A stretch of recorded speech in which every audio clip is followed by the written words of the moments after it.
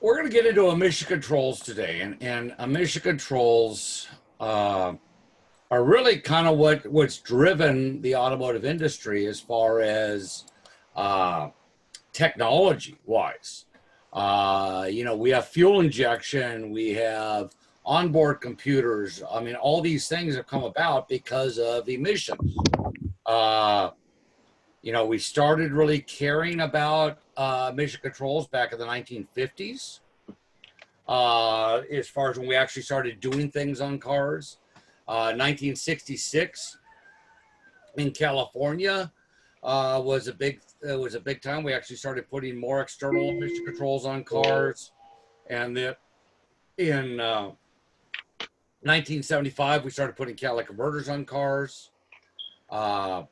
And then in the 80s, that evolved into fuel injection and more computer controls in the 90s and OBD2. And everywhere at time we've gotten to a point we thought, these are running pretty clean. We found we can really get them to run cleaner. And so, vehicle emissions have been a huge problem for us, especially here in California for a long time. Growing up here, I've experienced this throughout my life. So of the total emissions produced by a vehicle, only about 60% come out the tailpipe. The other 40% either enter the atmosphere either from the crankcase or from the fuel system due to evaporation. So on older vehicles, our gas tank was vented, so any gas that evaporated in the gas tank just went in the atmosphere.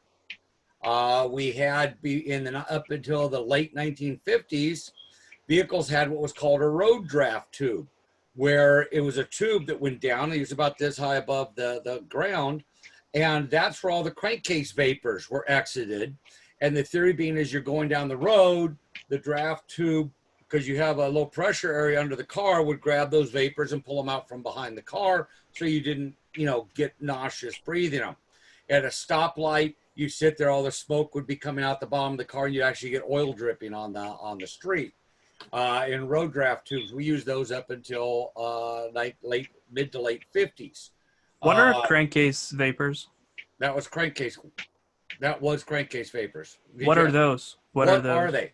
Okay, so crankcase vapors are the vapors that are formed by the gases from the combustion process that are bypassing the piston rings and going into the crankcase, and then basically mixing with the engine oil and any contaminants that might be in the engine oil. Isn't it a sealed system? Like, I mean, the engine oil. I mean, I learned from the level 2 stuff that, or no, from the book. If you open the gas cap and you hear a little bit when you're trying to do the pressure test, Okay. And if you're trying to do the pressure test, and if you compress the cylinder with like air, right, and you open the oil cap, you will hear a little bit of air coming out because of the piston rings. Correct. So isn't it usually sealed? Well, these old systems weren't sealed. There's 4 types of PCV. The current PCV system we use, and we have used since the early 70s, is what's called a Type 4 closed system. So yes, modern vehicles, it's a closed system as far as not open to the atmosphere, but what we do with those crankcase vapors is we actually pull them into the intake system and burn them. Where before we used to just put them in the atmosphere. All right, gotcha. And I got some pictures and stuff coming up on that. But one of the misnomers that we have is people think that the only emissions that count are the ones that come out of the tailpipe. Right. And we can see here only 60% of the emissions that a vehicle produces come out of the tailpipe. The other 40% were generated by our fuel system, our gasoline in the fuel tank, and our crankcase. Which is why we have evap systems now. Exactly, which is why we have evap systems now required federally since 1971 on all light-duty vehicles. PCV, I think, was 58 is when we required it. I could be off a year there, but it gets you in the ballpark. I'm pretty sure it was 58, although some systems had it before then. When I started doing smog, we smogged everything 1955 and newer for change of ownership, and everything 1965 and newer for biannual inspection. So part of the smog process at that time was installing retrofit devices, and one of them was for PCV, where we had these cars with road draft tubes, and we'd actually retrofit them to put a PCV valve in them and convert them over to Type 3 PCV. So, you know, when I talk about I've worked on a lot of cars, I've worked in the shop on cars, you know, pretty consistently from 1955 and newer. So you're talking, what, 65 years worth of production vehicles? I mean, that's a lot of vehicles to have been exposed to. And certainly I've worked on cars older than 55. But I mean, just from the smog program, it's been 55 and newer. So really see kind of a lot of changes. Various emission controls are used to help control emissions under different operating modes. So we're going to talk about some of the emission controls we're going to look at are only used for certain times or for certain things. Just because a vehicle passes a smog inspection doesn't mean that all the systems are operating properly. When we do a smog inspection, we're looking at a very small window of when that vehicle is actually running. So if some of these other peripheral systems aren't working properly, the car could be polluting heavily under times that we're not actually testing it when we do the smog inspection. Because emissions tests are done under very strict conditions and not under all operating conditions. So first I kind of want to look at, let's see that, oh, turn it on. So let's take a look at the history of smog here. Pollution was affecting every city in America, and the most affected was Los Angeles. In about 20 years, Los Angeles had gone from this to this. I can recall as being a student on USC's campus in 1955, the air pollution was so thick you could almost cut it with a knife. I can remember taking a bus from Beverly Hills to downtown Los Angeles. And there was a spot where you came to near to what is now MacArthur Park. And you go up a little rise, and then you start down Wilshire Boulevard into downtown Los Angeles. And we were looking out the bus window and saying, oh my, there's the smog. With the sunshine of Los Angeles making its atmosphere the most ozone-laden in the world, one solution offered by the scientists was to find out which materials reacted with the sun to form ozone and to filter them out before they reached the open air. Motorcycle police tried masks, while the city launched its biggest, most desperate smog investigation. Los Angeles smog has always intrigued the amateur inventor. One of the first suggestions, and it is constantly being repeated, is that giant fans be mounted on the rim of the basin. Fans that would blow the pollution away. Unfortunately, there isn't enough electrical energy in the world to propel those fans, and if there were, the concentrated smog that they would push out would kill every living thing in its path. Pollution was dangerous, and although Los Angeles was a prime example of it, it was happening in every city in the United States and around the world. This was London at the peak of last December's killer smog. Torches were needed in midday to guide ambulances to the homes of the stricken. The official figures say 102 died, thousands became ill, hundreds of thousands choked, sputtered, and wheezed. British Reserve is somewhat strained by an odd apparition on the streets of London. While some people tried their best to live with air pollution, It's a smog mask. others were becoming convinced that it had to be reduced. Here we are. You should be able to see the mountains. You should be able to see our beautiful city, but you can't see anything. And it's destroying not only our health, but our economy. From 50 to 70% of the junk that's in the air comes from our own cars, mine and yours. We've got to tune up those engines. We've got to have them inspected. If all of our cars were operating efficiently, we would have a significant reduction in all of this pollution and junk that's in the air. That's what we need to do. So, guys, pretty amazing, isn't it? We think of smog being a recent thing, yet we can see here 1940s horrible smog. I mean, so 50s horrible smog. We still have cities in the world with horrible smog. Mexico City has some of the worst smog in the world. In order to make smog, I need to have sunlight, hydrocarbons, NOx, ozone, and an inversion layer. An inversion layer is a static piece of air that isn't moving. And that's why we have smog here in the summertime, because that's when we get that still air, that inversion level.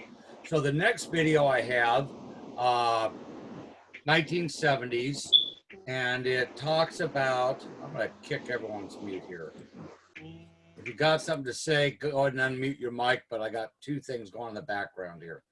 The chirping and a whole bunch of noise. One of the things I liked about this next video is I think it really humanizes the issue we have with smog. It also really shows that the role of the people inspecting for smog is really about educating more than it is enforcement. And so it's really, a lot of it is about just trying to educate the people that we're dealing with. And I think this really brings home for smog technicians, the person we're going to look at is actually an air pollution inspector, where he was working with factories and stuff like that. But I thought the attitudes conveyed here were really good. And so I want to share this one with you.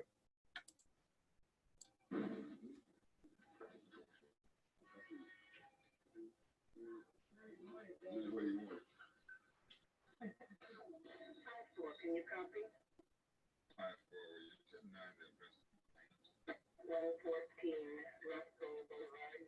I'm an air pollution inspector. My job is to uncover sources of air pollution, control it where possible, and eliminate it if I can. And that's a big job. That's why I like it.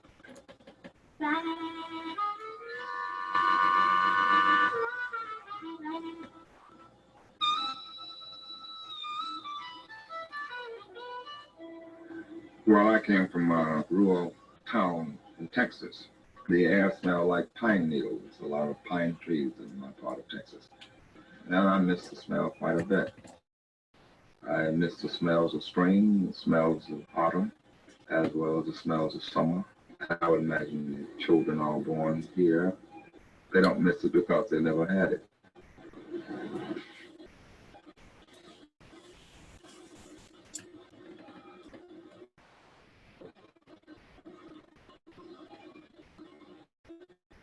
I go to smoke school to train my eyes to look at smoke to tell whether it's violating the law or not. Until you get the hang of it, smoke just looks like smoke. That's why the smoke school test is so tough. Report on your paper. I'll ring the bell. Begin reading right now.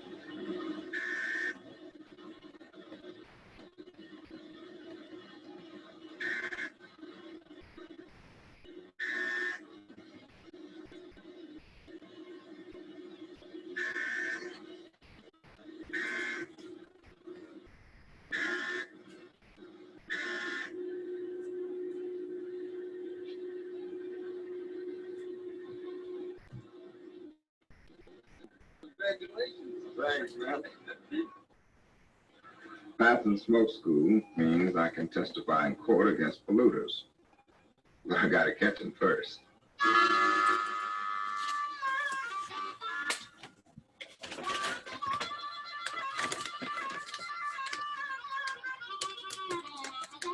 Man, the blues music.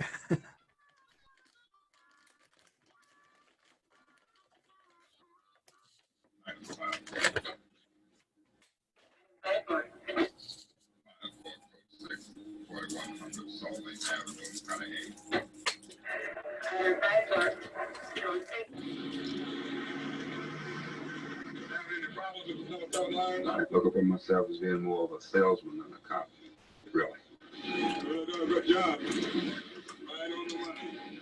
I'm trying to sell an idea of let's do something about the pollution in our air. This is your number 6. I did run on the test. You put some cans in it. Good. Quite anxious to see that number 6. We got a little problems with it. Getting it all squared away. I hope in the not too distant future there won't be any need for people to hold jobs like I got. You may say I'm just working myself out of a job. I don't look at it that way. I look at it as something that needs to be done, and it has to be done now. You see it? My children may be surprised to know they were born in a very, very beautiful valley, and we're just hoping that the air will get clean enough someday they'll be able to see it. Don't hit no more. What do you guys think of that?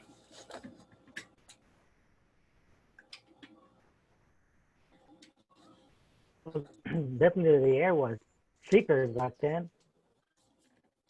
It was. And, you know, this was, you know, a couple of things hit me looking at this. And the reason why I use it is, one, I really like this line about we're really a salesman, not a cop. Some people, when they get a smog license, they think it's, you know, because they have power or whatever. It's really about informing our customers.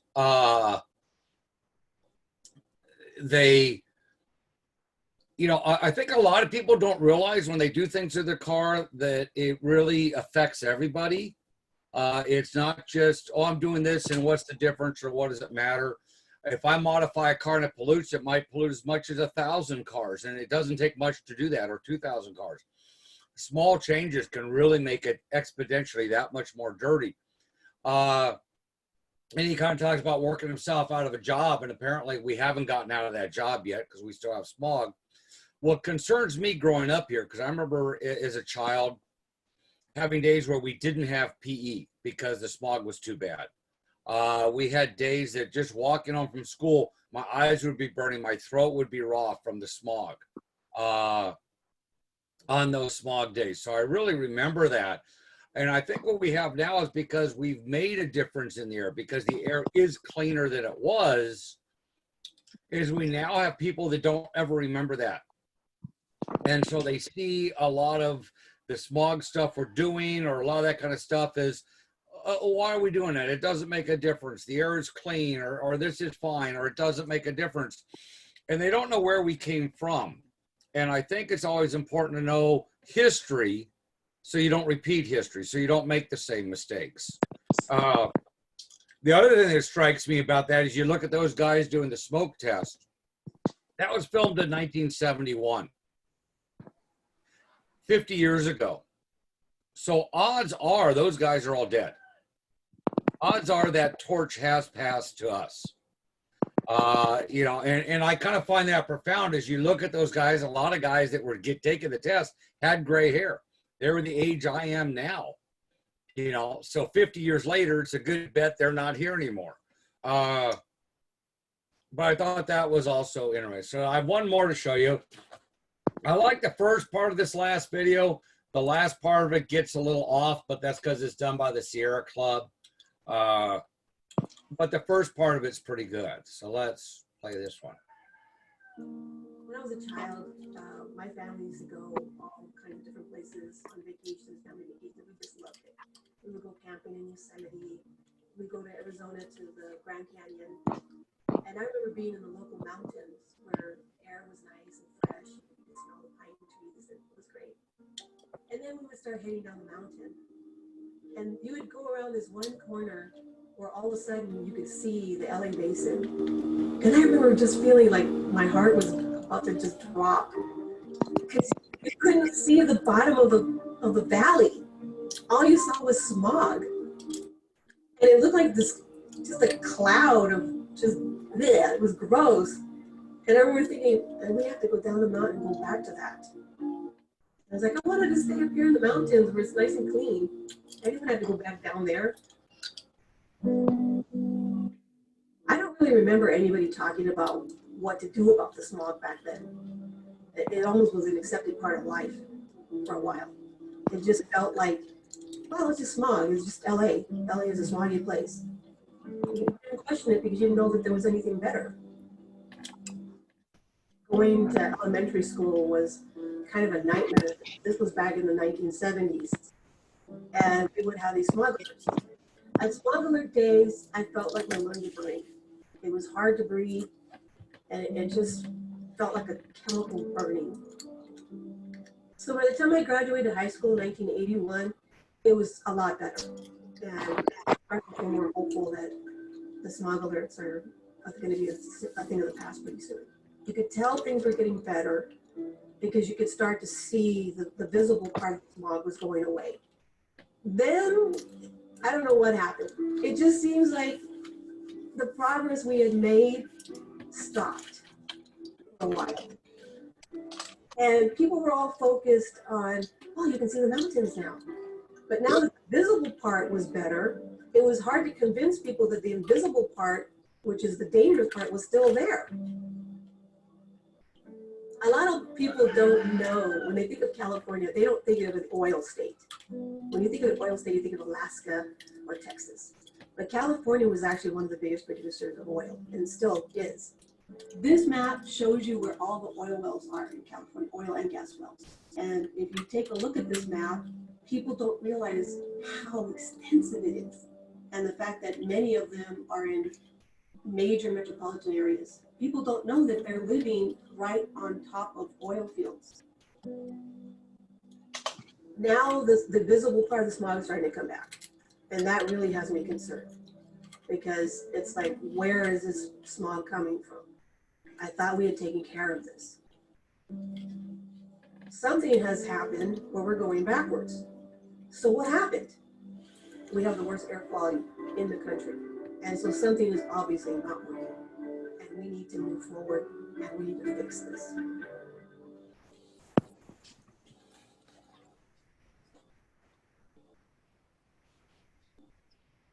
So I think they went off a little bit on the oil wells, but I see the same thing she does as far as smog coming back. And I think a lot of that, or a certain amount of that, is complacency from people that don't know where we were at in the 70s, don't know where we're at in the 1940s or 30s. And hey, things are clean, so what's the big deal if I take the catalytic converter off my car? What's the big deal if I do this or do that? We're not supposed to do this. Well, what's the big deal if I do? And we are seeing the impacts of that. So it, we do that. It, really, kind of comes in. So we've put a lot of emission controls onto vehicles in order to lower the amount of emissions. And the emissions we're talking about here are hydrocarbons, carbon monoxide, and oxides of nitrogen. Those are the pollutants that we're talking about. The book talks about sulfur dioxide. That's really a non-issue because we use low sulfur fuels now. So that was a fuel issue. And even on diesel, we now use ultra low sulfur fuels. So very little sulfur dioxide output out of diesels. And it's really a non-issue for gasoline. If we want to talk about CO2 emissions, that's a whole different thing. And I'm not going to get that confused with pollution. Two different things. So let's concentrate on what we're actually trying to solve with emissions, which is really smog and the health effects we have from smog, the effects that smog has on crop production, where it actually, billions of dollars a year in lost crops or lost production. So smog, the hydrocarbon, the carbon monoxide, and the oxides of nitrogen is really the main thing that we see being an issue. We do get ozone also generated. But the vehicle's wording right, we burn less ozone, as well as the ozone in and of itself, if we don't have these other components, is not as dangerous. So we're looking at our positive crankcase ventilation system. I'm also going to look at my thermostatic air cleaner, catalytic converters, both for gasoline and diesel, and I'll break down the different types of catalytic converters. I have another video on cats, which is okay. The problem is with a lot of these videos, even when I find them, even if they're fairly well done, they're not 100% accurate. It seems like the people that have the knowledge don't make the videos, and the people that make the videos don't have the knowledge. So it's hard to kind of get that together. Exhaust after treatment systems. So a catalytic converter is an exhaust after treatment system, but on diesels, we tend to call them exhaust after treatment. Exhaust gas recirculation, ignition timing, air injection, fuel evaporation, and we're going to spend a little bit of time talking about other emission-related components that might be on the vehicle. So here I have some acronyms. I have a couple slides worth of acronyms. These are acronyms you guys should all know. These are the same ones kind of we've touched base on earlier to some extent. But positive crankcase ventilation can be displayed as PCV, CDR, or CCV. Air cleaner, ATL or TAC. And Chris's mic is going wild here, so I'm going to mute it. Fuel evaporation is normally just shown as EVAP. Catalytic converter or exhaust gas after treatment can be shown as OC for oxidation converter, TWC for three-way converter, DOC, diesel oxidation converter, DPF, diesel particulate filter, SCR, selective catalyst reduction. WU, TWC is warm-up three-way converter. The only difference between a three-way converter and a warm-up three-way converter is its location in the exhaust system. Chemically, they do the same thing. PTOX, particulate trap oxidizing converter. That's for diesel. NSC, NOx storage converter. That's what got Volkswagen in trouble, was the NSC, and they were not managing it correctly with their fuel system. What the NOx storage converter does is it stores NOx and then releases it on a rich cycle. So it allows an engine to run lean where it makes NOx. Then the engine has to shift rich. And when it shifts rich, the catalytic process in the converter takes the stored NOx and uses it and gets rid of the HC and CO. What Volkswagen did is they were not making any rich shifts unless it was plugged into the diagnostic connector so it knew it was being tested. If it was being tested, then it would go rich, lean like it's supposed to. If not, it just stayed in lean mode. Obviously, a NOx storage converter can only store so much NOx. And at that point, the car is just polluting. That's why on the Volkswagen diesels that were reprogrammed, lost 5 miles to the gallon, or about 10% gas mileage, is because now they're shifting rich. So everyone makes the big thing about Volkswagen. Volkswagen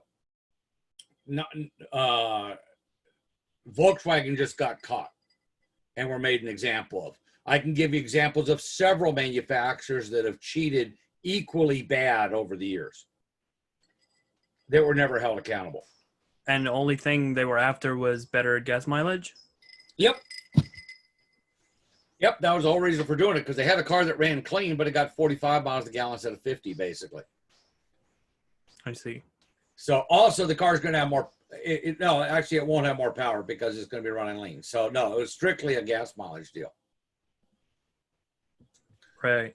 And then the NAC, NOx adsorption converter, that's AD, not AB, where it allows NOx to be collected on the surface and then released as for the catalytic process. And any other exhaust after treatment device that we may invent. You know, a lot of these 12 years ago, 15 years ago didn't exist. You know, 15 years ago was easy. We had oxidation cats, three-way cats, and warm-up three-way cats, and DOCs, diesel oxidation converters. That's it. All this other alphabet soup has just happened in the last, really about 08 to 13 is when we really saw the explosion on diesels of that. Exhaust gas recirculation, we can see as EGR or back pressure EGR. Ignition spark controls are normally just displayed as spark. Air injection can be air injection system, AIS. PAR is pulse air injection reaction, which means it doesn't have a pump. AIR, air injection reaction, or AIS, air suction. That's a Toyota acronym for a pulse air system, no pump. Carburetor or fuel injection. Keep in mind, I'm either have carburation or I have fuel injection. I can't have both. So I'm either going to have something that says carburetor or carb, or I have one of these acronyms, TBI, SFI, MPI, FI, CIS, GDI, DDI, DI. Those are all acronyms I introduced to you guys, when we were going through fuel systems. So they should all be familiar with you. I told you you needed to know them then. We still need to know them now. One of the assignments that I turned on is going through, I think I have 5 or 6 underhood labels. And you're going to go through and ID what's on those vehicles based on the underhood labels going through the menus. I also have a glossary of terms. if you're not sure what some of the acronyms mean, which is in the reference towards the bottom of the thing. I think I put it up on the input. I'll look, see where I moved it to, or if I did. But I have a reference page with all the acronyms on it. I think it's at the very bottom of the Canvas module still. I don't think I moved it up to module 1 yet.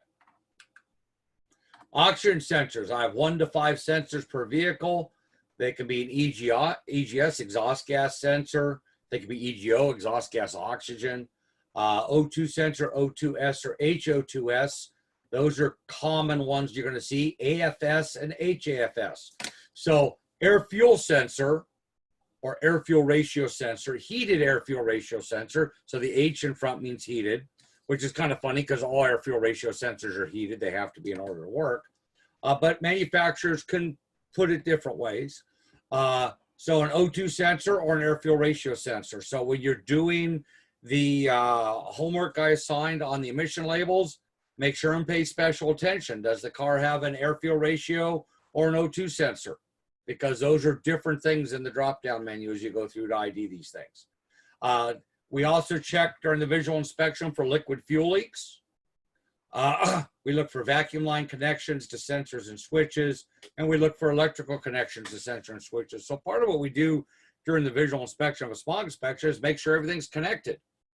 So a lot of what I have here is the same stuff that we're going to go through and verify if I was to do a smog inspection on a vehicle. So I'm going to talk about not only how the system works, but what are the things I need to look at, how do I need to ID them, and what are some failures I might run into. So other emission-related components category of the visual inspection is for anything that's not previously listed. So that could be air cleaners, intake manifolds, exhaust manifolds, headers, you name it. And there are some changes between whether I'm using a bar 97 or an OIS platform due to different visual inspection entries, such as turbocharger, for example. On bar 97, there's no category for turbocharger, so it would be an other emission-related component. On an OIS system, there's a separate line item for turbocharger, supercharger, so I would enter it on its own category. It's no longer an other emission-related component. So again, other emission-related components is kind of a catch-all for whatever's not listed in our primary emission systems that we have on the inspection form. So positive crankcase ventilation. PCV system was used to control hydrocarbon emissions. In order to accomplish this control, the crankcase must remain sealed. This includes the oil cap, dipstick, PCV valve, and PCV hoses. So those are the 4 primary things we need in the PCV system. So if I'm doing a visual inspection, I want to make sure all those are there. So the dipstick is part of my PCV system. My oil cap is part of my PCV system. I failed cars for missing a dipstick or having the wrong one installed. I failed them for having a bad oil cap or having some other thing covering up the hole. I failed them for bad hoses or wrong hoses. So those are the primary parts of our system. During the combustion process, hydrocarbon emissions are forced into the crankcase due to blow bypass the rings. These emissions are then pulled by vacuum into the intake system to be burned through the PCV valve. The vent side of the PCV system must be after the air cleaner in case of excessive blow-by that would require the crankcase pressure to be vented through the vent. So I have a picture here that's an old system, but I like the picture because it shows the flow. So my air comes in. It's going to come in through my breather side, through my engine, collect those hydrocarbons that have escaped past the piston rings, as well as whatever hydrocarbons are released by the oil in the crankcase, going to come up through my PCV valve, through the PCV valve hose, which is all under manifold vacuum, into the intake to be pulled into the combustion chamber to be burned.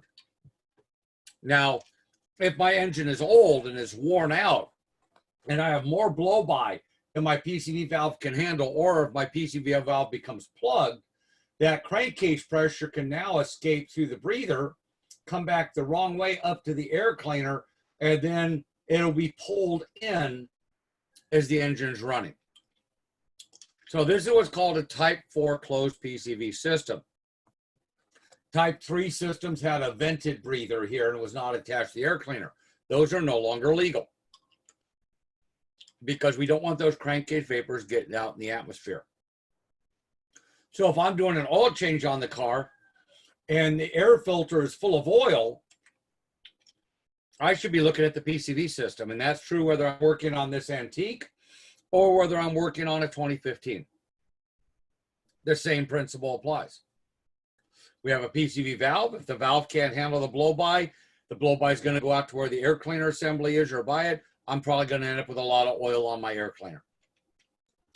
So if I have a paper air cleaner and it's got a whole lot of oil in it, we should be checking the PCV system. It's not working properly, or my engine's just flat out worn out. Mr. Brian? Yeah. In that picture before, how is the gases coming from the breather going from the gap in between the piston and the piston rings, and then up to the PCV valve? Okay, what it is, there's oil drain back passages on the sides that are not pressurized. So the vapors are going up through these passages on the outside of the cylinder wall. They're not going up through the combustion chamber. Okay. Oh, okay. So right, because if I pour oil in the top of the engine, it goes down through the return holes in the cylinder head and block down to the crankcase at the bottom, down where the oil pan is. Right. So those, they're not full of oil with the engine running. Oil's draining down, but crankcase vapors can go up. Right. I have a question. So if you have like a bad cover gasket, that would mean the PCV wouldn't work. It might not work correctly. Because on some European systems, they use a real positive vacuum system. So even if I take the oil cap off, the car will start running rough and I might get misfire codes. So if I had a severe gasket, like I missed a gasket or a gasket had gotten sucked in, I could actually have a car that runs bad on that system. On this system here, I'm going to leak oil. I may get some vapors out, depending on how bad the gasket is. Odds are I'm going to get liquid oil out, and the PCV system will still work relatively normally on this system. All right, gotcha. Thank you. And Mario, you had a question. If the PCV valve is stock, we have some engine light, right? If the PCV valve is stuck, then what? We have an engine light. Maybe. Maybe. Depends on the car. Depends on the year of the car. Obviously, on this thing, no check engine light. It doesn't even know how to spell check engine light.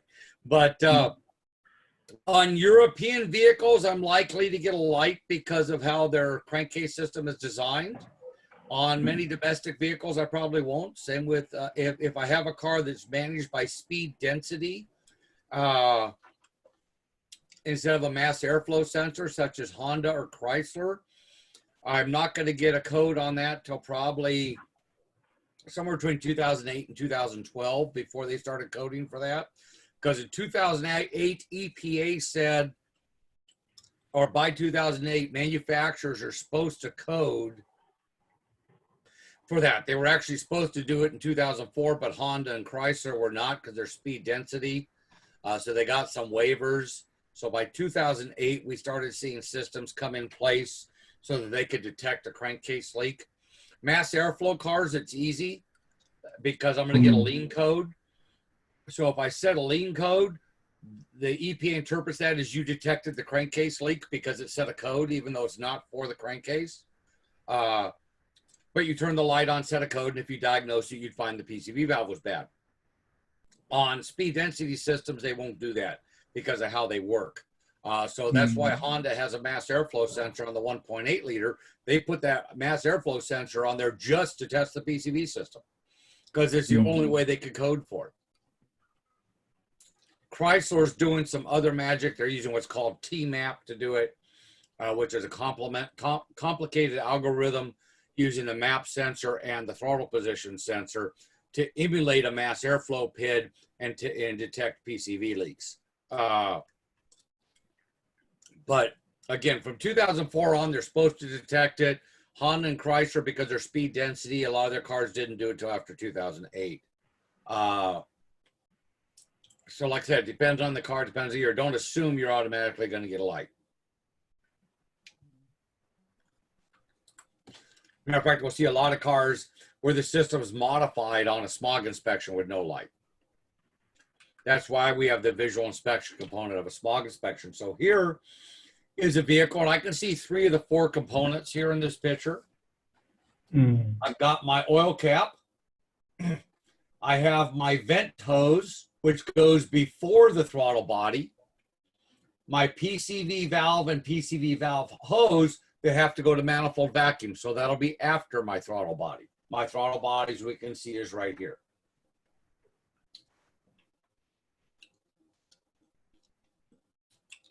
So when I'm doing a smog inspection, I need to find the dipstick. If it's a car without a dipstick, I need to verify it's a car that doesn't have a dipstick. I need to make sure my oil cap's good, my PCV valve and hose, and my breather hose. That's what I'm actually signing that I verified when I do a smog inspection. I have another question. For example, no, after the class, if we pass the class, you don't have enough confidence with all this stuff. Can you have like some training time to learn really well this stuff, or you just to have to do inspection without training? I'm not sure if I got the whole question, Mario. Now I know we don't have the lab, so you asked about my confidence.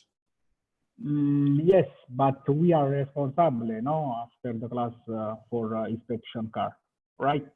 Right, because we have to do the hands-on lab component according to the state. But we have like some time training, like a month, 2 months, with some another inspector to learn better all this stuff. Right, yeah, absolutely. Even once you get your license, you should still spend time with another inspector. Okay. One of the things Jessica and I were working on, which right now isn't happening because of all this other garbage, and we were having some issues anyways, but we were working with it, is actually creating paid internships for students to go and work at the referee with the referee as a paid internship, which is a great thing, because you get to see all the problem cars, all the things that people aren't doing right, all that stuff, and they pay you to learn. And that's what Jessica did. She did a 300-hour paid internship with the referee. That's one reason why she knows so much about smog, because she did that before she went and actually worked at a shop for 3.5 years. So she really, she really knew all the problems, all the stuff, how to handle all the different weird problems, because of that 300 hours of training that she got paid for. What do you mean the referee? Like Well, the referee inspection services, and I think I turned on that training module. If a customer feels their inspection was not done correctly, or if they're directed there by a state agency, or if they're doing an engine change or a fuel conversion change or something like that, they have to go see the referee. If they want a cost waiver, they need to go see the referee. So there's a lot of special circumstances that a customer may need to go see the referee for. Say if I had a car that was powered by gasoline and I converted it to electric, I would have to go see the referee. They would verify the conversion and then let DMV know so that I don't have to have it smogged anymore. So there is, I think there's 23 referee stations throughout the state. We have 3 of them in San Diego County, one at Miramar, one at Southwestern, and one at Cuyamaca. And so they work indirectly for the state. And so they handle the issue. So if I fail a car and the customer says, you shouldn't have failed me, I think my car's fine the way it is, they have the option of going to the referee and having a decision made. And the referee has a lot more latitude than we do when it comes to making those decisions. So, you know, I have to follow the letter of the law. A referee has the flexibility to follow the intent of the law. So there are times that by the letter of the law, I can't pass it because of how the law is written. For example, I had a car with a catalytic converter on it, and I couldn't pass it with that catalytic converter on because that number was not in the database. And the law says I have to go specifically to a certain database to verify it. Even though I could go on the website somewhere else and find a backdoor where it was a legitimate number. But that wasn't using the database I'm required to use by law. So I sent the customer to a referee. I can't certify the car. Right. Because when I signed the bottom, I'm saying I'm signing under penalty of perjury. I followed all the rules. Well, the rule is I says I have to go to this database and get it. I'm not allowed to be creative or go somewhere else and find it somewhere else. I have to go here. The rule is very clear in the rules. I'm signing under penalty of perjury. I follow all the rules. I can't pass the car, even though common sense says I think it's okay.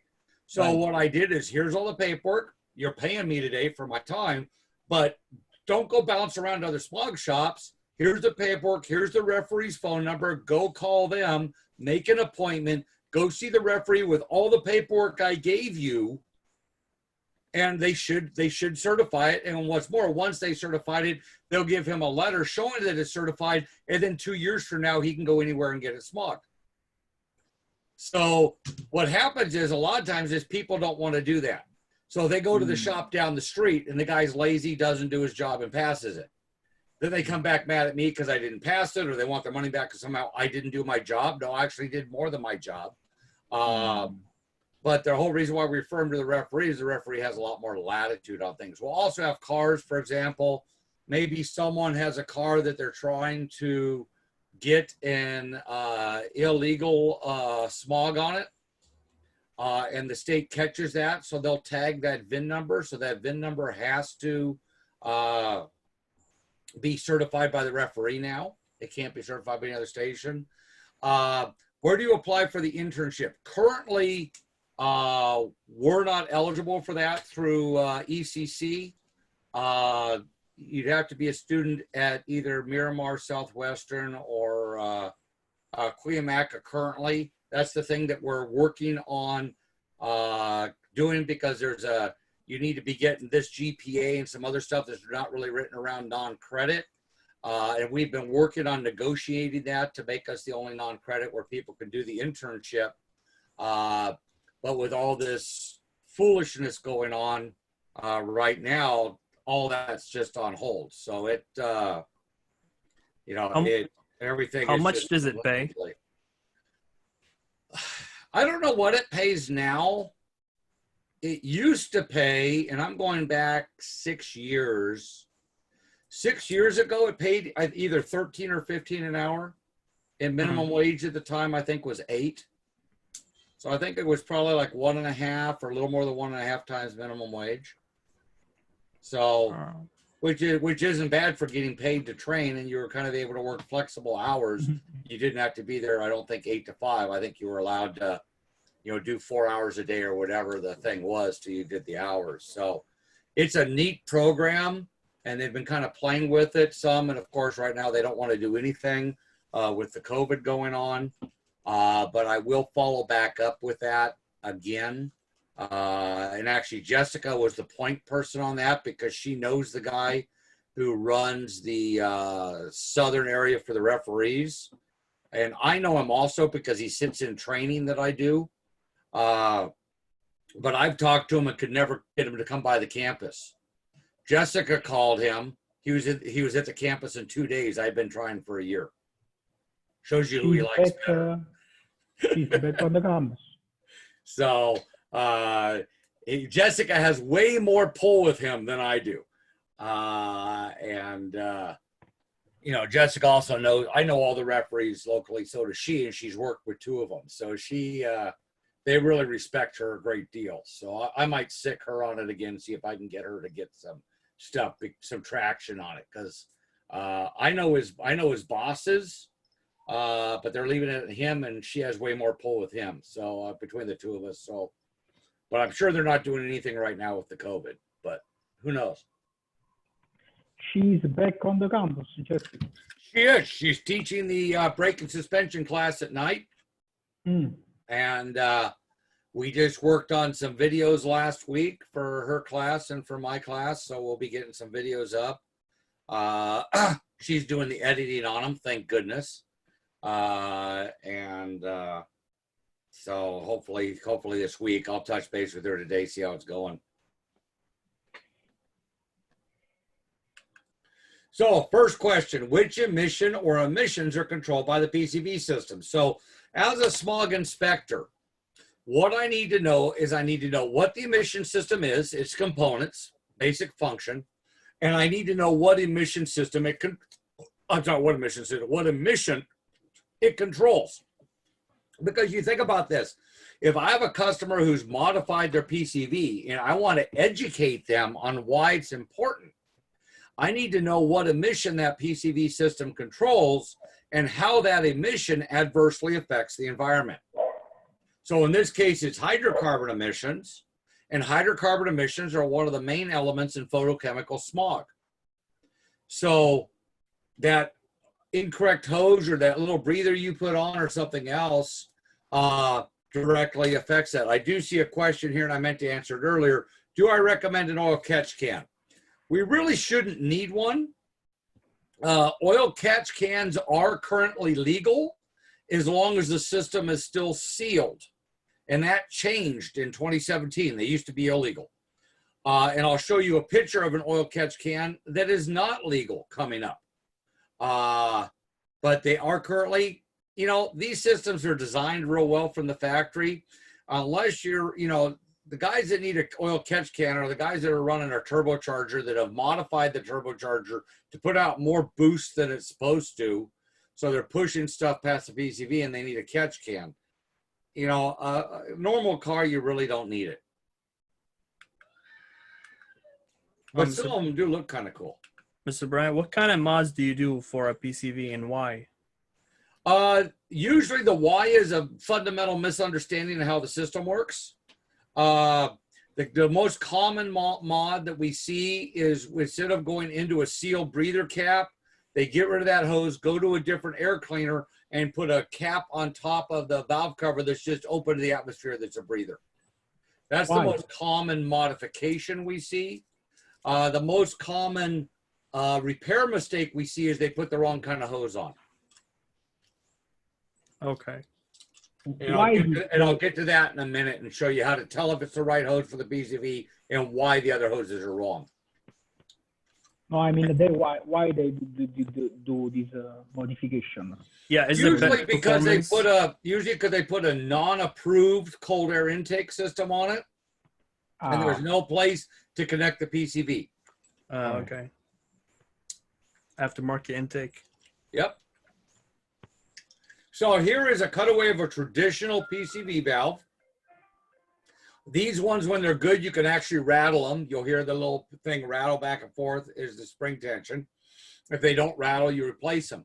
Now, some newer PCV valves, we do it a couple different ways. We use either a fixed orifice, so it needs to say they don't rattle, or we use a diaphragm for on the European vehicles, which is actually a spring with a rubber diaphragm on it to control crankcase pressure. But this is a traditional PCV valve used by pretty much everybody through the 1990s. When we got into the 2000s is when we started seeing some of these other systems.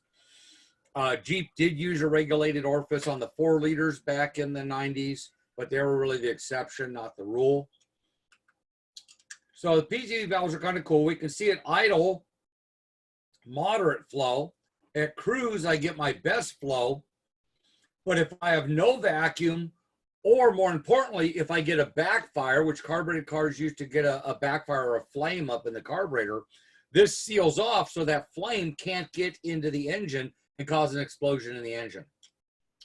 Also, these close when the engine's not running, meaning what? We're sealing the crankcase.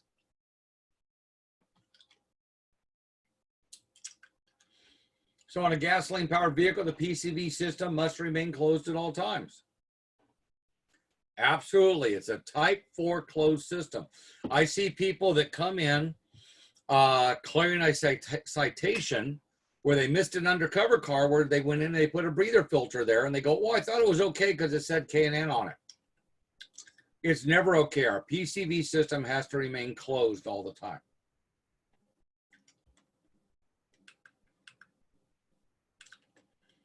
So our crankcase depression regulator, CDR, is very similar to a PCV valve on a gas engine. Stands for crankcase depression regulator. Its purpose is to recycle the exhaust gases that manage to get past the piston rings into the crankcase. So it goes in and talks about it a little bit. This is GM on the diesel. So you can see this looks very, very different than a PCV valve. It's performing the same function. CDR is a diesel acronym. So this happens to be on a Duramax.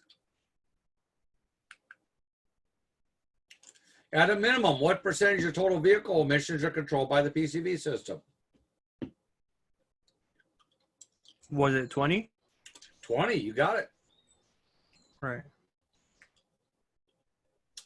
And that's important because people think, oh, just that little hose or putting that little vent. My car runs fine, clean out the tailpipe. Why are you failing me? Because they don't understand the amount of emissions that they're letting out in the atmosphere by that simple modification.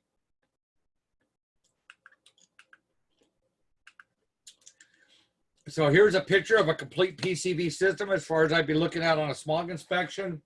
I got my dipstick right here, my oil cap right here, my PCV valve and hose right here, and my vent hose right here. See how the vent hose goes before the throttle body, where this hose is going to be under vacuum, it's going to go in after the throttle body. Here's another system right here. I can see a PCV vent hose and the PCV valve and valve hose. So very close to each other. If I chase those vacuum lines down, I'd see one goes right to the air cleaner, the other one goes onto the intake manifold. There's an older carbureted Toyota here. PCV system's gonna look a little different. This right here is a European vehicle, and I have this is a PCV valve here and a PCV valve here. So this is a diaphragm style used on most European vehicles going back to early 2000s. And it's a crankcase control pressure regulator diaphragm. So I have two of them on this engine. Here's Volkswagen, same thing. I have a breather hose here. This side's hooked up to vacuum. And I have a control regulator valve right here, which is that diaphragm. These go bad. Normally when they go bad, we get a lean code. Very, very common. This is one I replaced one on, I think is what this is from. This is for diesel? This is gas.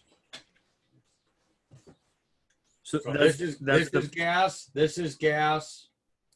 These are all gas I'm showing right here. This right here, that's diesel. Diesel CDR. So I just showed a little bit there.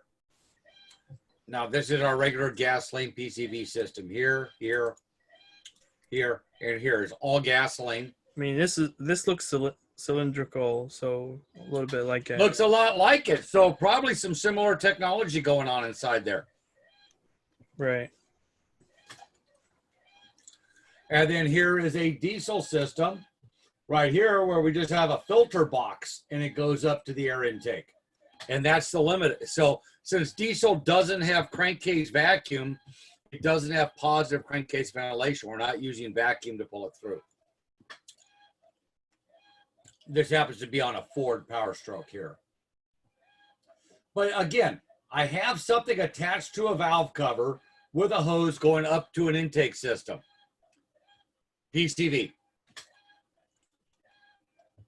And that's why we have Mitchell. That's why we have all data. That's why we have all these other information systems to try to figure out exactly where the components are. Because it definitely takes a while to learn all this stuff. You said you would tell us how to know if the the hose is the correct one or not? Right. I'm going to get there. All right. So first thing is right here. Defective. See the split there? See that crack? Yeah. That's a failure. I had the same thing on my Dodge.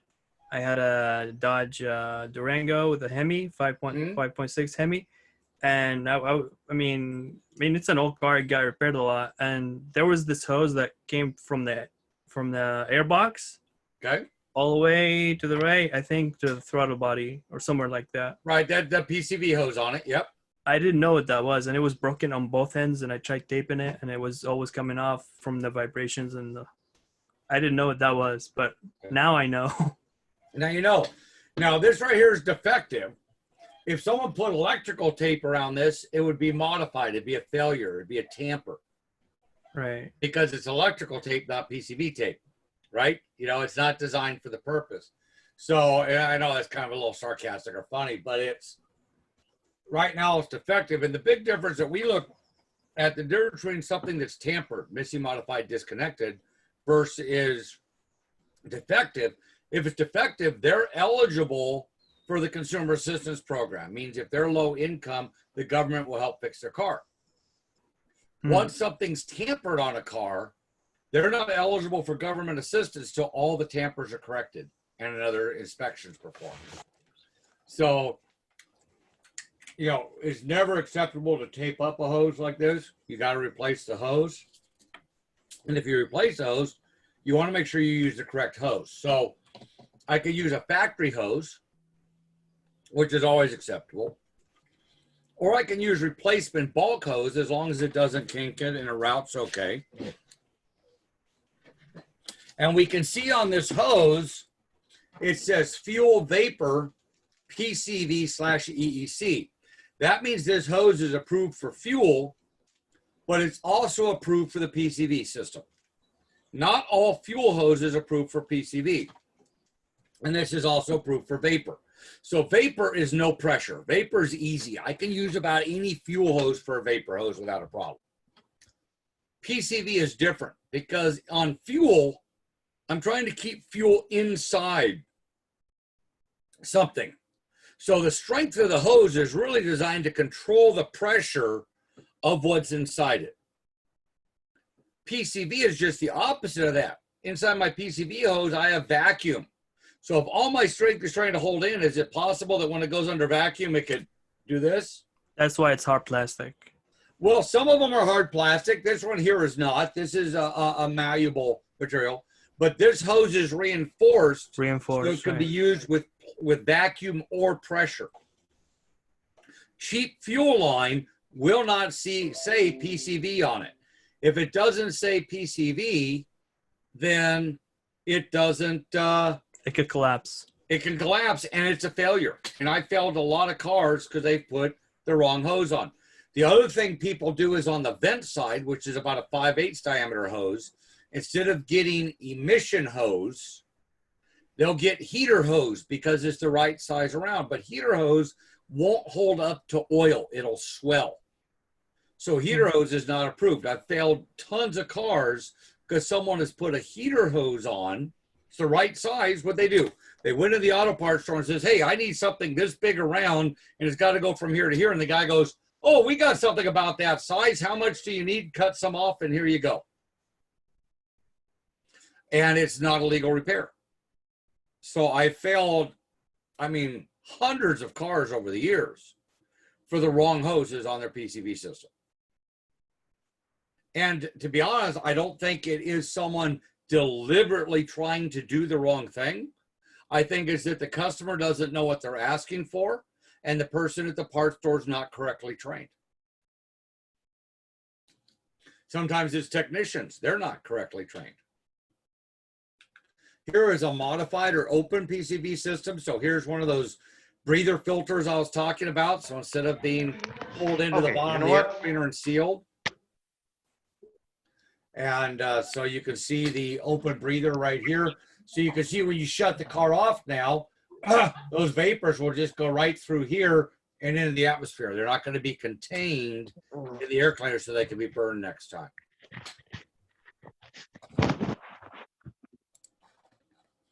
So And those we were filters talk- are not legal right now, are they? What's that? So those filters are not legal. Yeah, these are not completely illegal. If Okay. this is on the car you're smogging, it's failing. Okay. And yet I still get people into a citation class that are doing this. So here, modified PCV. So here's a catch can, but here what they do is they put a breather on the other side of the catch can. Not legal. And this is a car, this is actually on a car I was smogging that I failed.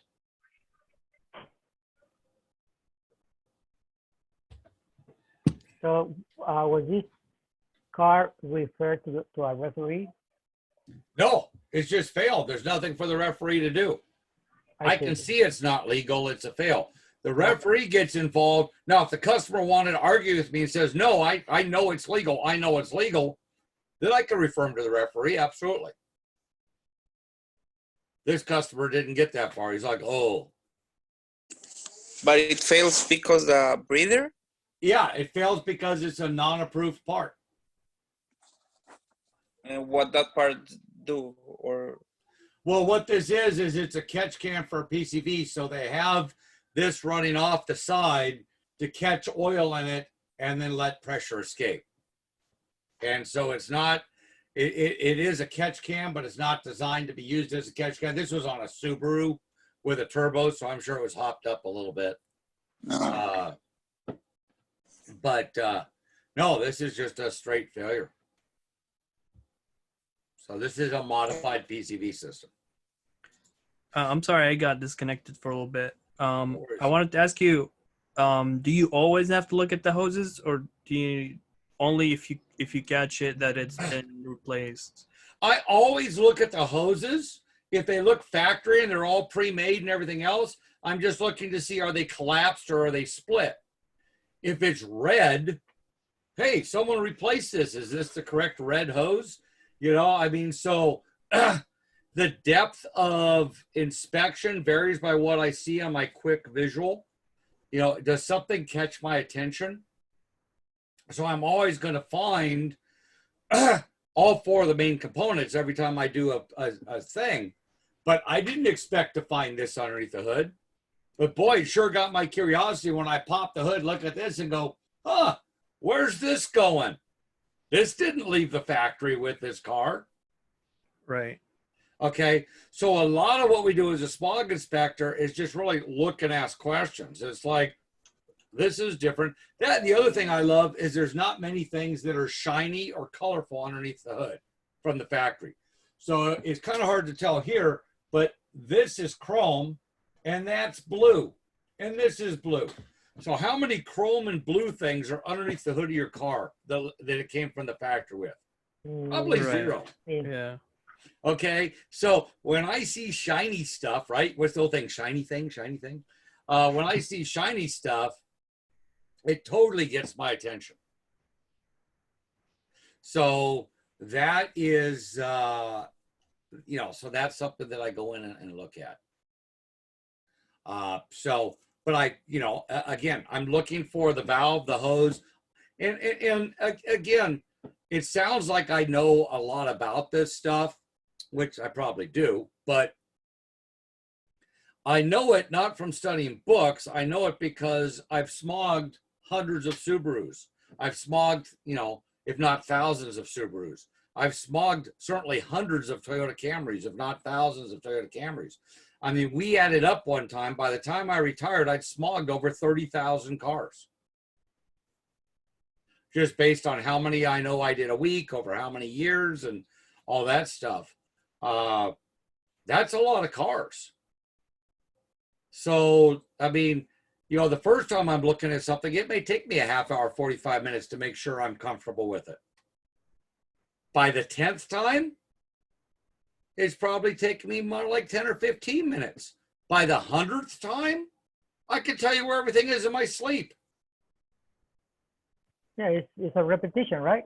Yeah, just like tying your shoes. I don't think anyone this morning said, okay, now is it right over left and we go up and the bunny comes out here and go, right? Or how we go out and we go around the tree. And I mean, No one did that this morning. We just tied our shoes. We didn't think about it. I have a question. We lift the car to check the catalytic converter.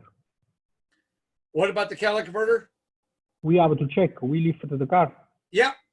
If you have to lift the car to see it, you do. And we'll talk about cats probably tomorrow. Okay, sorry. But I kind of learned from the online stuff from the state's website, bureau's website, is that you don't lift the car to do the inspection. No, that's not true. You're not required to lift the car. Oh. You're required to verify it. I thought I wasn't allowed. No. If I see something like that, for sure I lift the car. Right car, you have to lift the car. Well, here's the deal. I was that was when we were looking at evap systems. Okay, now evap's different. Okay, and I'm going to evap, and I normally don't say this till I get to evap. Evap is the only system that I'm not required to remove parts of the vehicle to verify. Right. That's what I was. That's the only system. So I don't. For example, if the fuel evaporation canister is above the gas tank, I don't need to lower the gas tank to see the canister. Okay. If it's inside a fender like a Mercedes 300E early 90s, it's in the left front fender. I don't need to take the inner fender out to find the canister. So evap is the only system I'm not required to remove components to perform my visual inspection. But do you lift the car to look at it if you can? Yeah, absolutely. For catalytic converters, you may have to. But again, it comes back to you're not required to lift the vehicle for a catalytic converter. I mean, if I want to put my cell phone on a selfie stick or a webcam on a selfie stick and run it underneath the car to get the numbers off the cat and look at the welds and see it's installed properly, I can do that. The state doesn't tell me how I have to do it. They strictly say I have to do it. So if I want to put it up, I have a drive-on rack, I want to put it up in the air and look, I can do that. If I want to use my cell phone on a selfie stick, I can do that. If I got a special stick I made with a webcam and light, I can do that. However, if I want to use a bomb inspection mirror, I can do that. And I know shops that do all of those different things. It's up to the shop. You're just signing that you verified and proved it is correct. How you do it, that's up to you. You have to do it. Exactly. And I'm glad you brought that up because there's a lot of misunderstanding on training that I get from technicians, and this technicians that have a license been doing it 10 or 20 years. And they're like, well, I'm not required to have a jack and jack stands. True, it's not on the required list for a test-only shop. Then I point out to them that they're not required to have a flashlight either. But boy, it sure makes the job a lot easier. Right? I mean, the state, when they give us a required equipment list, this is the minimum I need to have a station or to do the job. It doesn't mean I can't have other things. The state's not saying you can't have a flashlight. You got to do everything, in the dark. They give us a lot of freedom to get the information however we can get it. But you are 100% correct on the evaporative system. I do not need to remove covers or do any disassembly to inspect my fuel evaporation for the purpose of visual inspection. That is the only system that has that exception. Right.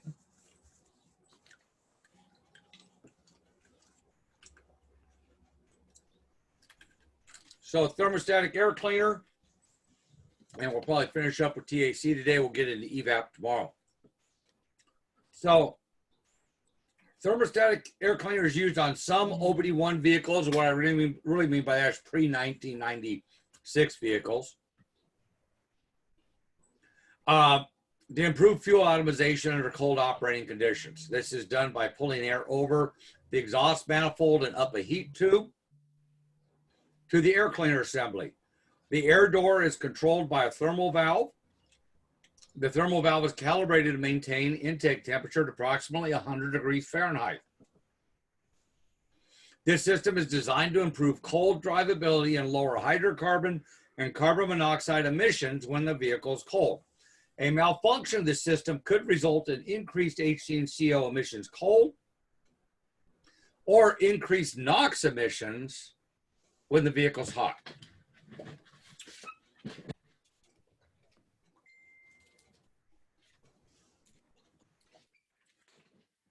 Grab a water out of the fridge. So this has a hot air mode and a cold air mode. So if I'm pulling hot air and my air is already hot, my air will be well over 100 degrees, which means the air going in the engine is too hot, which means my combustion temperature will get over 2,500 degrees. I'll make NOx. So if this system fails or is modified so it's stuck in the condition where the air is being pulled from here through here and this door is open, all I'm going to get is hot air, which means I'm going to get a NOx problem. And we see that a lot on Volvos and some other systems that fail in their default position, hot. The domestic systems, for the most part, fail cold, like because this is the default position. And what we need is I need vacuum applied to this vacuum motor. There's a little linkage rod I'll show you that goes to this door. The vacuum is manifold vacuum. It comes from a thermal vacuum switching valve, or thermal switch vacuum control is what they're calling it. And then this is manifold vacuum.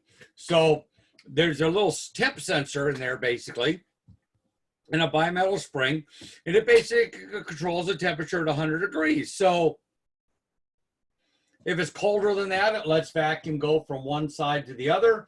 If it's hotter than that, then no vacuum gets over to here, and the spring pushes this back down, and only cold outside air comes in.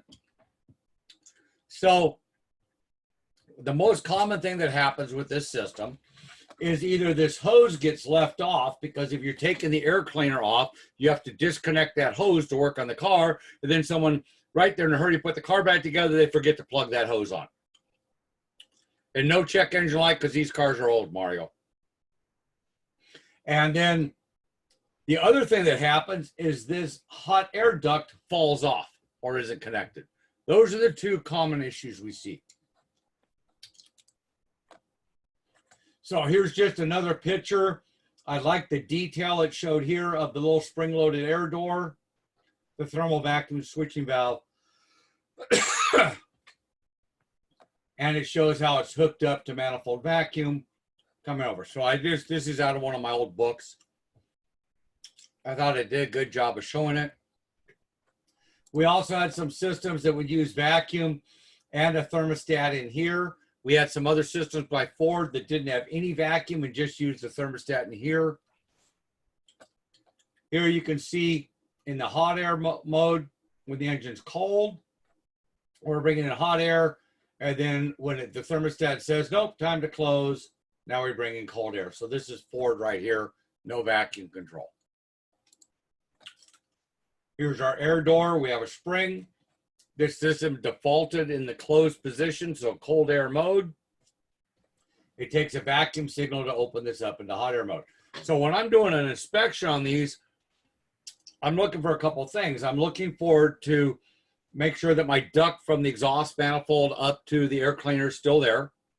I usually put my hand underneath the air cleaner assembly, make sure the hose coming from the engine is actually attached to the air cleaner. The other thing that people used to do a lot, I haven't seen it in a number of years, is the air cleaner lid, instead of it being facing this way, they turn it upside down so you had an airspace around it. It kind of looked cool, get a little bit more sound out of the engine, and it would pull more air in instead of just pulling through this small hole at the end of the snorkel. The problem is when people do that, now my excuse me, my PCV system's open and my thermostatic air cleaner system doesn't work. So we used to get people really mad when we fail them for smog because their air cleaner is upside down. Then explain that we're going to charge them again to run the test again, but hey, I'll turn the air cleaner over at no charge. And the reason for that is we were not allowed to do any repairs on a car once we started the inspection. I was like, yeah, something as simple as that.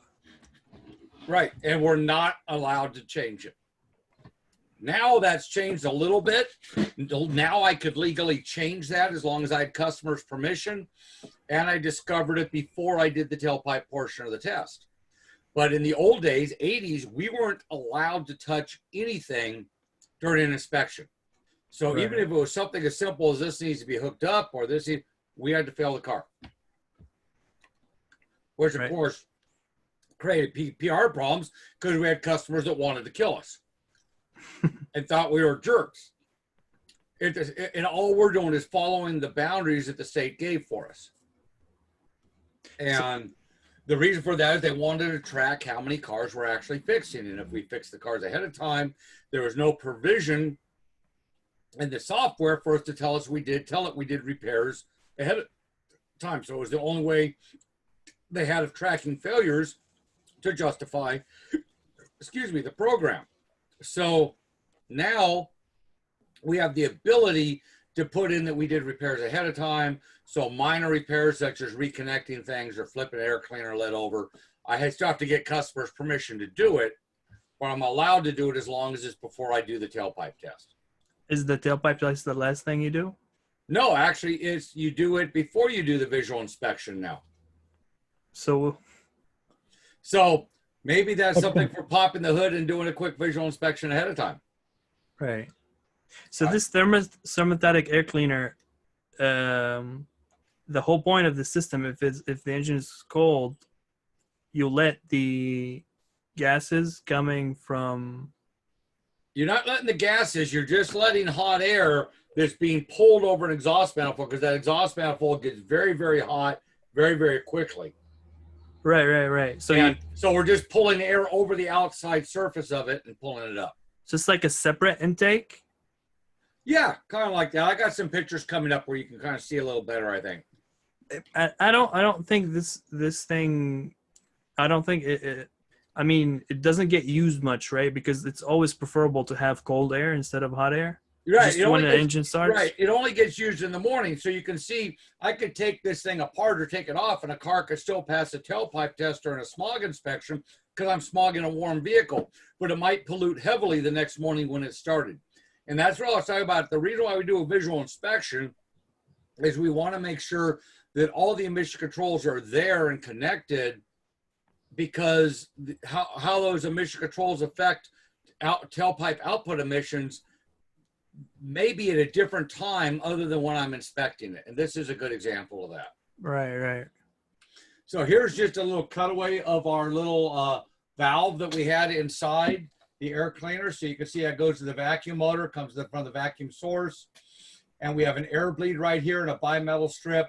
And yeah, these had a screw here. You could actually adjust the old ones.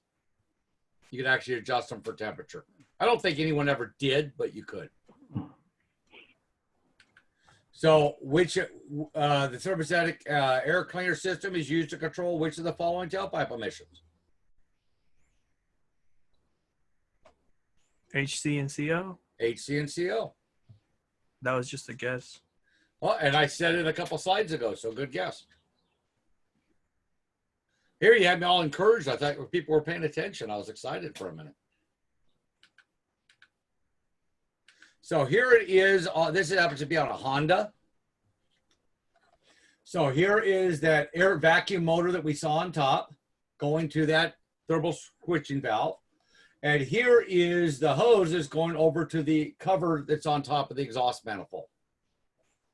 So hot air is being pulled in through here and then either being mixed with the air here or being pulled in all by itself, depending on the temperature, or not being pulled in at all on a warm engine. So you can also see if someone misroutes the vacuum lines. And I've seen this too, where now all of a sudden we have manifold vacuum here all the time.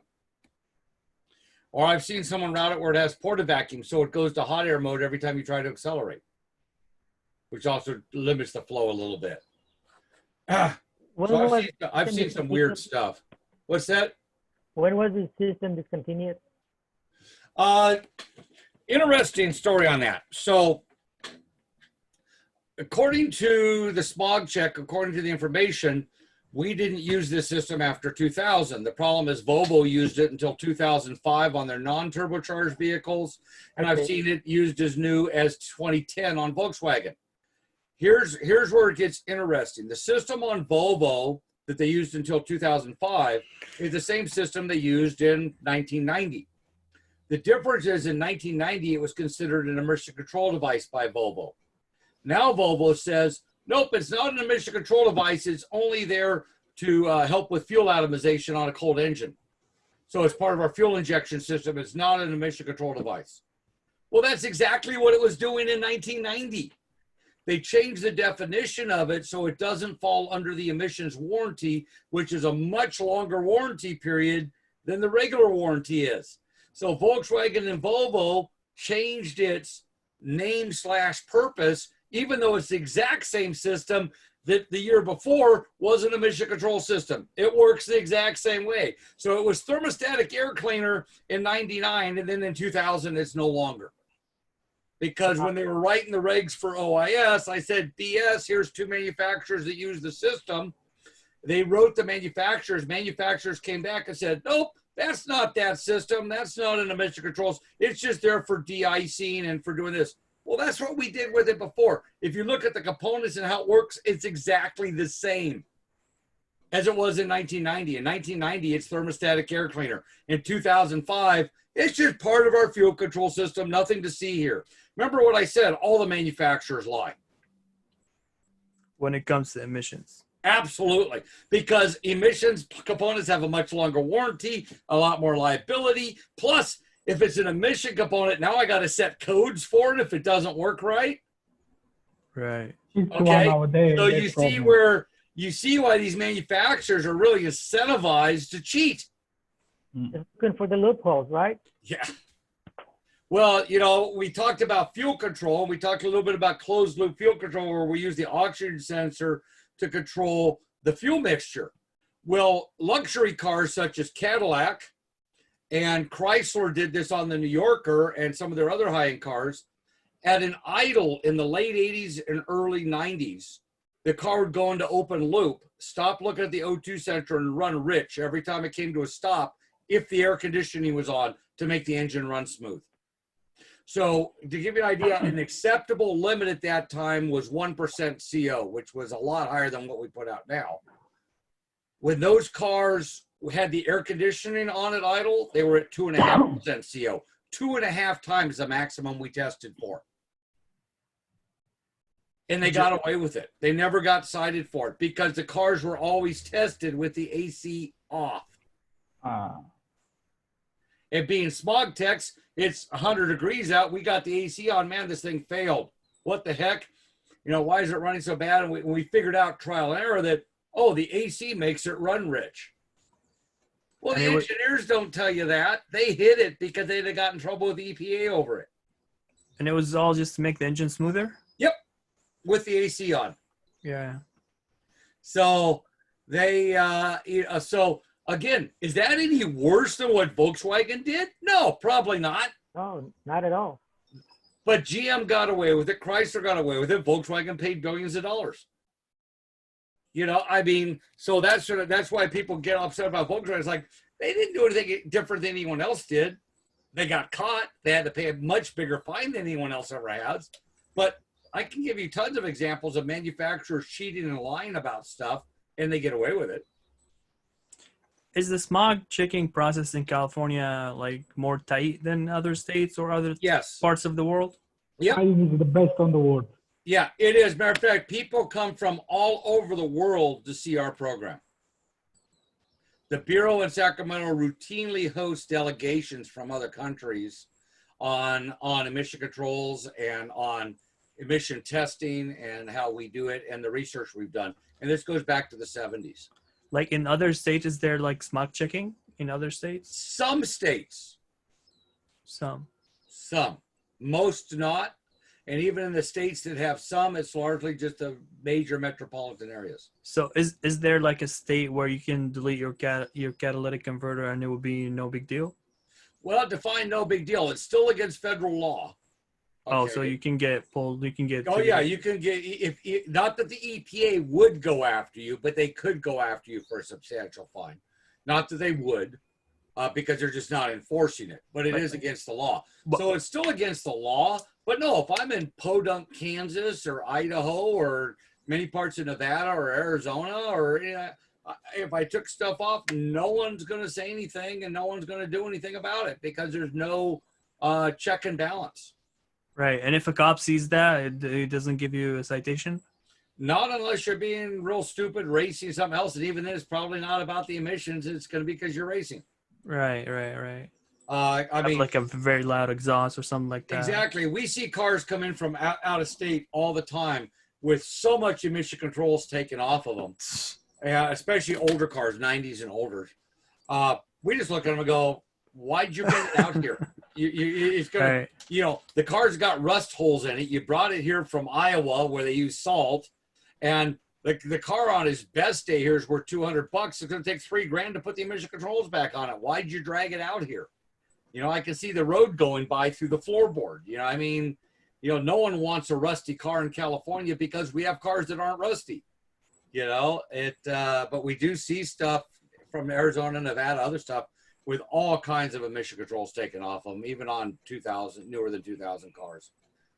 See a lot of modified stuff, a lot of illegal stuff. And I see a lot of cars, they come in for a smog, their check engine lights on. So they're not even doing the basic maintenance that they should be doing. So I have friends of mine that work in other states, and they don't fix fuel evaporation problems there. No one cares. Oh, it's just a fuel evaporation system. So my car's not going to die. Nope. Okay, I'll just keep driving with the light on. Okay. So the check and balance, that's why we call our system inspection and maintenance, I&M. We inspect the system to promote the maintenance that's required to be done on the system to keep it working right. And I wish more states did what we do, because it's smog is a global problem. Just because it's blowing across Kansas, or it's blowing out over the Atlantic Ocean, or it's blowing up into the Appalachian Mountains, and it's not as concentrated as we have in LA because of that inversion layer, it doesn't mean that it's not a problem.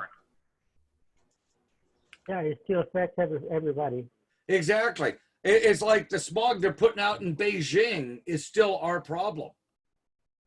But yet we feel good when we close a factory here and we import it from Beijing because all of a sudden we're cleaner here. It makes no sense. And you haven't seen pollution until you've seen a ship run across the ocean, because they run diesel as they're coming to port. They run oil once they're off. I mean, so you can see that smoke for miles. I mean, past the horizon, more than 26 miles, you can see the smoke coming out of those tankers as they come across, or cargo ships or anything else, because they're running oil. They're not running diesel. So here is another example. I got an arrow here pointing to the vacuum motor here, and the shiny thing right here is the duct that comes up from the exhaust manifold. These are replaceable. The parts stores sell them. Here's a little better picture of one right here. So this duct right here has to be attached here and has to be attached at the lower end. Here's our vacuum motor. This duct right here is no longer required. They stopped requiring those around 1988. So if that's missing, it's a non-issue. This one still happens to be here. You can also see thermal valves here on the side. Here's a picture of a thermal switching valve right here. So a lot of times they're underneath. They can also be on the side. And here's a little better picture where you can see the expanded aluminum tubing coming down onto the exhaust manifold. It just has a little heat shield over the top of it that it fits on. You can see the airspace right here where it's pulling the hot air past the manifold and up in. So can you see that a little bit better, Yamano, about as far as it's not pulling exhaust, it's just pulling air past this 600-degree exhaust manifold. They get hot extremely quickly. Right. I got the idea. So that's why I put, and this is PCV right here. That's a PCV breather. And then that hooks over the air cleaner. Take the hide from close to the exhaust just to be up high, correct? What about being up high?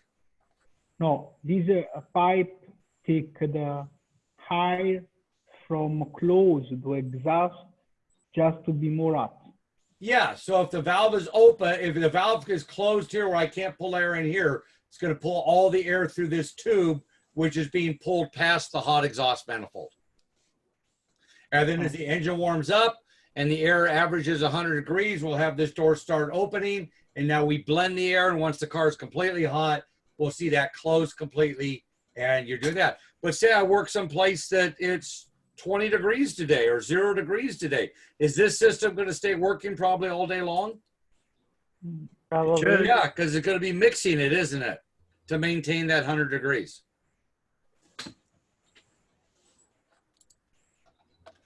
And the TAC system is used to help control tailpipe emissions under which of the following operating conditions?